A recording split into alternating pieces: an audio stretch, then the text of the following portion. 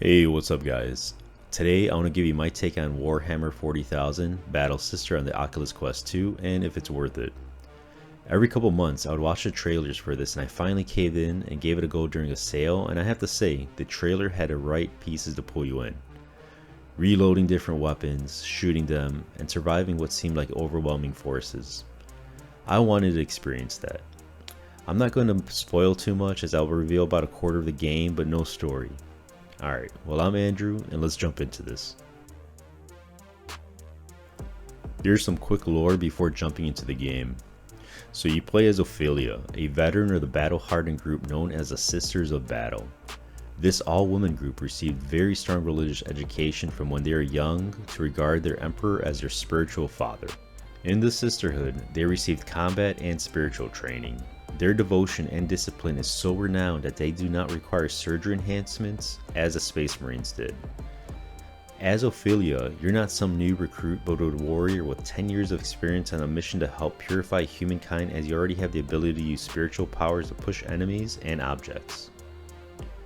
My last time playing any Warhammer game was back on the PC, where I played a lot of Dawn of War, which was a strategy game, and I loved how much lore the Warhammer series has. Not only do you have a Warhammer that takes place in what seems like a fantasy medieval world, but also way in the future. This is where Battle Sister comes in. Stories range between the galaxies, and Battle Sister is just one story of a greater universe. Alright, so the background is there, who is the Sisters of Battle, but how's the VR experience? Because I mean, that's why we're here. So I just have to get my gripes out first, but I feel like Battle Sister is only made for right-handed people. In the option screen, it asks you with what hand you prefer, but I don't think this really does anything. I mention this because I'm left-handed, so the game makes it feel just a little more difficult for me. And I just don't think that's fair. So what do I mean by this? Well, your duty belt is set up where you need to grab a magazine with your left hand, so you hold your weapon with your right hand to reload. Being left-handed, I need to reach further. It doesn't sound too bad, but that extra second I spend takes away from the immersion and makes me less effective on the battlefield. It would be nice to have the option to mirror flip the duty belt so I could be treated equally with the right-handed counterpart.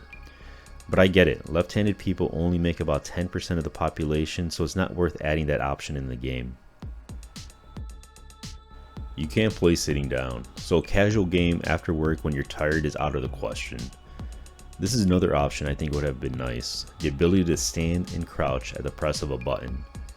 During firefights, when you need to catch your breath and hide behind objects, sometimes you need to crouch down. While crouched down, it's impossible to reload. You can't reach from your sidearm, and that's attached to your duty belt, or to reload, so perhaps this button press option was left out purposely, to get you moving and play with more risk than cowering behind cover and playing courageously. Right in the beginning of the game, you'll need to pause and make sure your height and arms distance is calibrated correctly. Especially your arm length, because it'll be nearly impossible to aim, as you can reach further than what the game is expecting you to, and the weapon you're holding sticks in midair. My last gripe, which is probably my biggest, is your spiritual powers. I still don't feel comfortable how to perform a force push. I feel like I have to go through several trials until pushing objects out of my way, and it happens when I least expect it, as it happens during my 4th or even my 10th try. Let alone use it against a group of enemies. And I'm not kidding. The tutorial pop-up tells you what to do, but it seems like it never works for me, so I'm getting swarmed by enemies. I just pull up my weapon and blast away and hack at that. Now that I have all this out of the way, is it worth it? Once I get past all my gripes, the game started to open up a lot more. You can search weapon cases and pick up ammo. You can store 4 weapons, 2 on your duty belts, and each of your shoulders. Depending on the weapon you have on hand, when reloading you automatically grab the correct ammo type, so it's less of a chore trying to figure out if you have the correct clip or magazine to load with, so there's some nice quality things of life in the game. Even something such as a manual reloading is fun. You have the option to automatically reload, such as a button press to eject the spent magazine and waving your weapon down to your duty belt to reload. You pick up on the story through characters, even though it's a little simplistic, but as Ophelia you're pushing through what seems like the odds are against you, and you find the occasional data pad to help drive the immersion, and I like this. This gives you a moment to pause and absorb the world around you.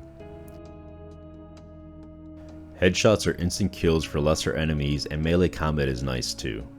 The constant feel and struggle that you have to clear each room makes you really feel like the war machine you really are in the Warhammer universe. You don't fear anything, but you need to use your surroundings to make sure you survive and make it to another chapter. There is some enemy variety, so it's refreshing when you hear an enemy marine, because unlike the cultists, they pose a greater threat. There are some areas where I would lose my patience and try to go full Rambo only to be swarmed and killed. This gave me practice and it made me a better warrior. Once I was comfortable with all the mechanics outside of the force push, I felt like I was a force to be reckoned with, and this is when I began enjoying Battle Sister. About 2 hours of gameplay, but mileage varies.